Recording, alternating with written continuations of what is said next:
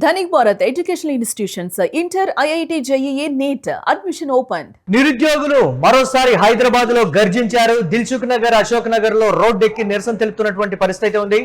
Police ఉద్యోగాల సంఖ్యను పెంచాలని కూడా ఈ నేపథ్యంలో డిమాండ్ చేస్తున్నారు నిరుద్యోగులు. దిల్సుఖ్ నగర్ లో సాయిబాబా గుడి వద్ద మహాధర్నా చేపట్టారు.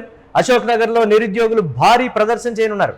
ఆర్టీసీ క్రాస్ రోడ్స్ కు వెళ్తూ ఉండగా పోలీసులు అడ్డుకున్నట్లుగా కూడా తెలుస్తోంది. దిల్సుఖ్ నగర్, అశోక్ నగర్ లో పోలీసులు నిరుద్యోగుల మధ్య ఘర్షణ అయితే చోటు చేసుకుంది. నిరుద్యోగులను అరెస్ట్ చేసి పోలీస్ స్టేషన్కి అయితే తరలిస్తూ ఉన్నారు. 5,000 ఉద్యోగాలు ఎందుకు, దాదాపుగా 20,000 ఉద్యోగాలకు సంబంధించి నోటిఫికేషన్లు కావాలని ప్రధానంగా వారు డిమాండ్ చేస్తున్నటువంటి పరిస్థితి ఉంది. కాంగ్రెస్ ప్రభుత్వం అధికారంలోకి వచ్చిన తర్వాత చాలా తక్కువ సంఖ్యలో ఉద్యోగాల కల్పనకు సంబంధించి ఇచ్చిందనేటువంటి మాట కూడా చెప్తున్నారు. మేము ఏ ఉద్దేశంతో అయితే కాంగ్రెస్ పార్టీని గెలిపించామో మాకు ఇచ్చినటువంటి హామీని కూడా తప్పారనేది ప్రధానంగా వారు చెప్తున్నటువంటి మాట. ఈ సందర్భంగా నిరుద్యోగ సంఘాల నాయకులు, అభ్యర్థులు ప్రభుత్వ తీరు మీద తీవ్ర ఆగ్రహం అయితే వ్యక్తం చేస్తున్నారు. కేవలం 5,000 ఉద్యోగాలను మాత్రమే భర్తీ చేస్తామని చెప్పడం నిరుద్యోగులను నట్టేట ముంచడమే. ఇది ప్రధానంగా నిరుద్యోగులు మెరుపు ధర్నాకైతే దిగడానికి సంబంధించి కారణం. ఈ నేపథ్యంలో వాళ్ళైతే మండిపడుతున్నారు ప్రభుత్వం తీరు మీద.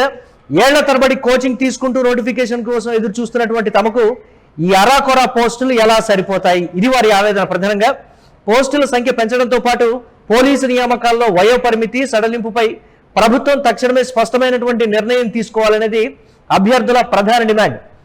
గత ప్రభుత్వంలో ఇచ్చినటువంటి వయో పరిమితి సడలింపులను ఈ ప్రభుత్వం ఎందుకు తగ్గించిందో సమాధానం చెప్పాలి.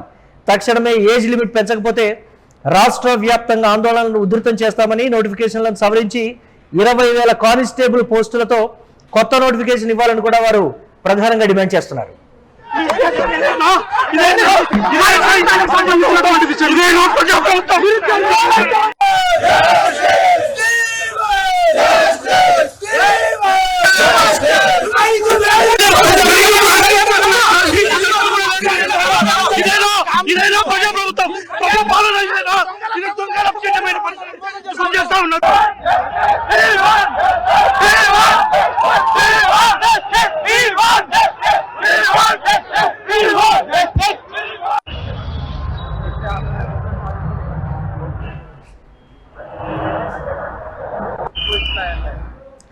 ఎస్, వాళ్ళు చెప్తున్నది ఒకటే. 5,000 ఉద్యోగాల నోటిఫికేషన్ ని సవరించి 20,000 ఉద్యోగాలకు సంబంధించి నోటిఫికేషన్ వెయ్యాలి అనే దానికి సంబంధించి, అలాగే వయో పరిమితిని పెంచాలి. ఇది ప్రధానంగా డిమాండ్ చేస్తున్నటువంటి పరిస్థితి. ఈ ప్రభుత్వాన్ని మేము ఎన్నుకున్నది అనేటువంటి మాట కూడా అక్కడ ఉన్నటువంటి నిరుద్యోగ సంఘాల నేతలు చెప్తున్నటువంటి పరిస్థితి అయితే ఉంది. ఈ ప్రభుత్వంలో మాకు ఈ విధమైనటువంటి న్యాయం జరుగుతుందని అయితే మేము అనుకోలేదని కూడా వారు చెప్తూ ఉన్నారు.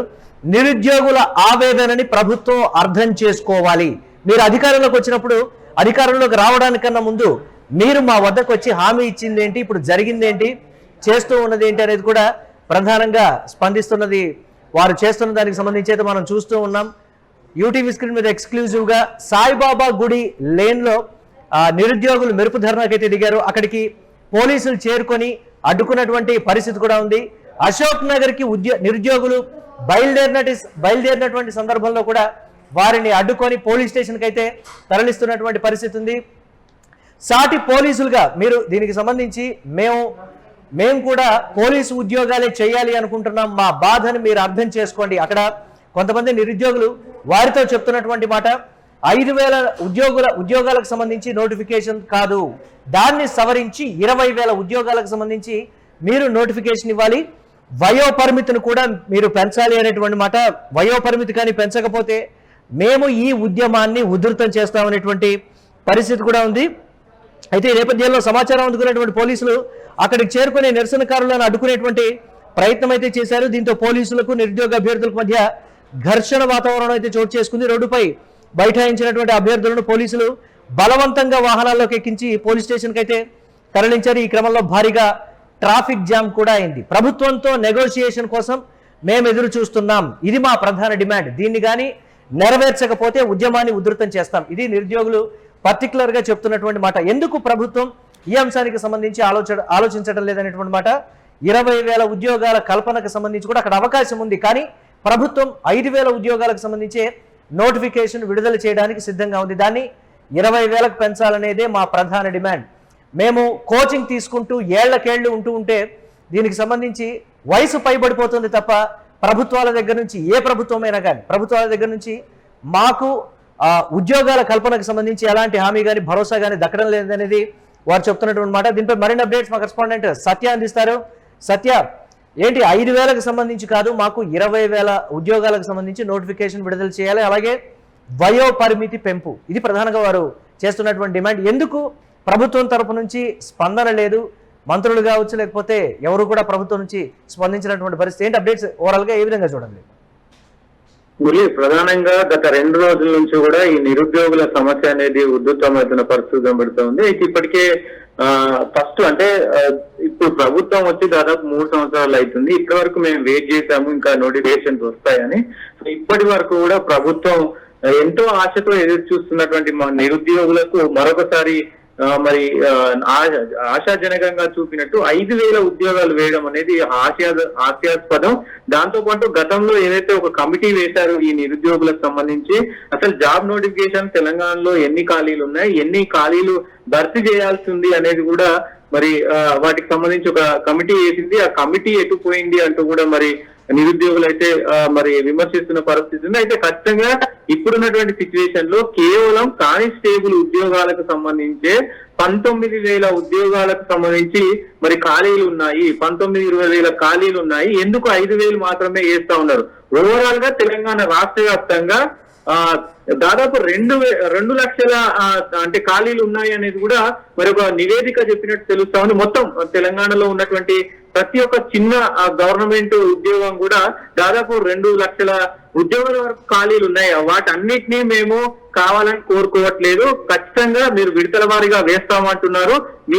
మీరు చెప్పే సమాధానం ఓకే, కానీ మాకు ఇప్పటికే 3 సంవత్సరాలు అయిపోయింది. సో మీరు సంవత్సరానికి 2 లక్షల ఉద్యోగాలు అన్నారు. ఇప్పటి వరకు మీరు ఇచ్చిన ఉద్యోగాలు ఎన్ని అంటే మీరు చెప్పిన దాని లెక్కల ప్రకారం 67,000 ఉద్యోగాలు ఇచ్చినామని మీరు చెప్తున్నారు. కానీ గత ప్రభుత్వంలో వచ్చినటువంటి నోటిఫికేషన్లు, గత ప్రభుత్వంలో ఇచ్చినటువంటి వాటిని కూడా మీ ఖాతాలో వేసుకోవడం సరిపోదు. అయినా మేము అవన్నీ కూడా సహించి ఊరుకున్నాము. మేము తెచ్చుకున్నటువంటి ప్రభుత్వము నిరుద్యోగుల అందరం కూడా ప్రతి ఇంటికి గడపకు పోయి నిరుద్యోగులు అందరం కూడా మా తల్లిదండ్రులను ఒప్పించి కాంగ్రెస్ పార్టీ ప్రభుత్వాన్ని ఎన్నుకున్నాము. ఇప్పుడు కాంగ్రెస్ ప్రభుత్వం, రేవంత్ రెడ్డి ప్రభుత్వం ఖచ్చితంగా మాకు అన్యాయం చేస్తుంది, ద్రోహం చేస్తున్నట్టు కూడా మరి వాళ్ళు ఏదైతే ధర్నా చేస్తా ఉన్నారో అదే పోలీసులు ఇక్కడ కొంత మరి ఎవరెవరైతే కొంత మరి ఉద్ధృతంగా అక్కడ రోడ్డు పైన బైఠాయించి ఆ ధర్నా చేస్తా ఉన్నారో వాళ్ళందరినీ కూడా పోలీసు వ్యాన్లను పోలీసు వ్యాన్లో ఎక్కించుకొని కూడా బయలుదేరుతున్న పరిస్థితి కనబడతా ఉంది. మీరు విజువల్స్ లో చూడొచ్చు. ఖచ్చితంగా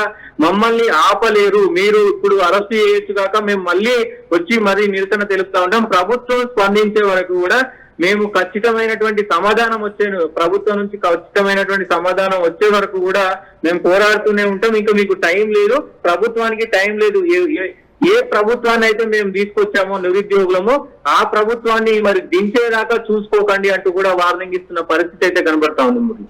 రైట్, అంటే ప్రభుత్వం నుంచి ఏమైనా నెగోషియేషన్ కానీ లేకపోతే ఈ స్థాయిలో నిరుద్యోగులు ఉద్యమిస్తాము అనేటువంటి మాట కూడా చెప్తున్నప్పటికీ కూడా ప్రభుత్వం నుంచి స్పందన రానటువంటి పరిస్థితి. అట్లీస్ట్ ఒక 2 రోజుల నుంచి కూడా ఈ అంశం పదే అంటే మంత్రుల దృష్టికి వెళ్ళింది అనేటువంటి మాట, మరి ముఖ్యమంత్రి దృష్టికి కూడా వెళ్ళింది, కానీ వేచి చూసేటువంటి ధోరణి. ఎందుకు ఆ స్థాయిలో వ్యతిరేకత వచ్చేంత వరకు ప్రభుత్వం వేచి చూస్తుంది? నిరుద్యోగులతో డైరెక్ట్గా వెళ్ళి గతంలో మాట్లాడినటువంటి పరిస్థితి కూడా ఉంది, కానీ ఇప్పుడు ఎందుకు వారిని పిలిపించి కనీసం మాట్లాడటానికి కానీ లేకపోతే ఏమాత్రం నెగోషియేషన్ కూడా?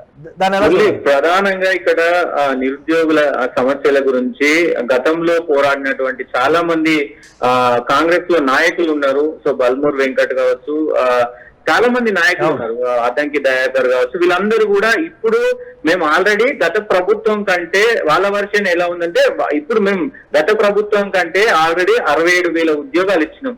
సో గత 10 సంవత్సరాల్లో ఎన్ని ఉద్యోగాలు ఇచ్చారు? గవర్నమెంట్ ఉద్యోగాలు ఇప్పటికే 67,000 ఉద్యోగాలు ఇచ్చినాం. ఈ నెల కేవలం ఈ ఒక్క జూన్ నెలలోనే 6 నోటిఫికేషన్ రాబోతున్నాయి. ఇప్పటికే 3 నోటిఫికేషన్లు విడుదల చేశాము.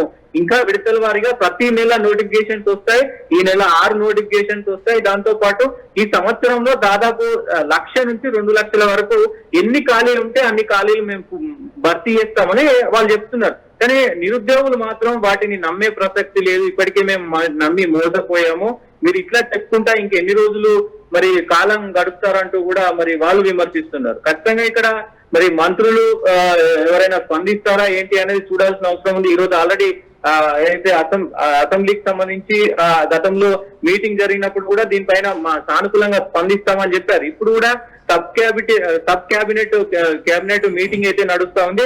దాంట్లో ఈ విషయం కూడా చర్చకు వచ్చే అవకాశం ఉంది. కాబట్టి మంత్రులు ఉత్తమ్ కుమార్ రెడ్డి అలాగే బట్టి విక్రమార్క ఇటు మొత్తం కూడా అందరూ మరి సబ్ కమిటీ మెంబర్స్ ఉన్నటువంటి అందరు మంత్రులు కూడా మరి ఈ భేటీలో పాల్గొని ఉన్నారు. కాబట్టి ఖచ్చితంగా ఒక నిర్ణయాన్ని మరి ప్రకటించే అవకాశం ఉంటది. ఎందుకంటే అక్కడ కూడా మరి మంత్రులకు కూడా ఇది ఒక చేదు అనుభవం లాగా అయ్యే అవకాశం ఉంటది. దాంతో పాటు సెక్రటేరియట్ కూడా ముట్టడించే అవకాశం ఉంటది, అసెంబ్లీని ముట్టడించే అవకాశం ఉంటది, గాంధీ భవన్ ని ముట్టడించే అవకాశం ఉంటది. కాబట్టి మంత్రులు కూడా దీనిపైన మరి ఎలా స్పందిస్తారో మరి చూడాల్సిన అవసరం అయితే ఉంటది.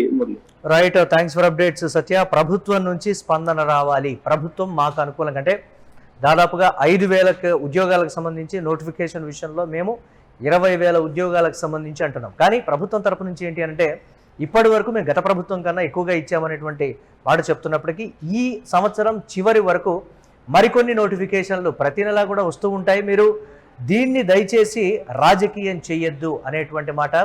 నిరుద్యోగుల్లో చాలామంది చీలికలు తెచ్చేటువంటి ప్రయత్నం కానీ లేకపోతే మరొకరు దీని వెనక ఉండి రాజకీయం నడిపిస్తున్నారని ప్రభుత్వం తరపున చెప్తున్నప్పటికీ కూడా నిరుద్యోగ సంఘాలు ఏళ్లకేళ్లు మేము కోచింగ్ తీసుకుంటున్నాం, ఆ బాధ ఏంటో మాకు తెలుసు, మీరు గతంలో ఇచ్చినటువంటి హామీకి సంబంధించే మేము అడుగుతున్నాం అనేటువంటి మాట. ప్రభుత్వం ఇకనైనా మా పట్ల అంటే మా విషయాలకు సంబంధించి మీరు ఆలోచించి నిర్ణయం తీసుకుంటే బాగుంటుంది అనేది వారి ప్రధాన డిమాండ్. చూడాలి ప్రభుత్వం నుండి ఎలాంటి నెగోషియేషన్ ఉంటుందనేది.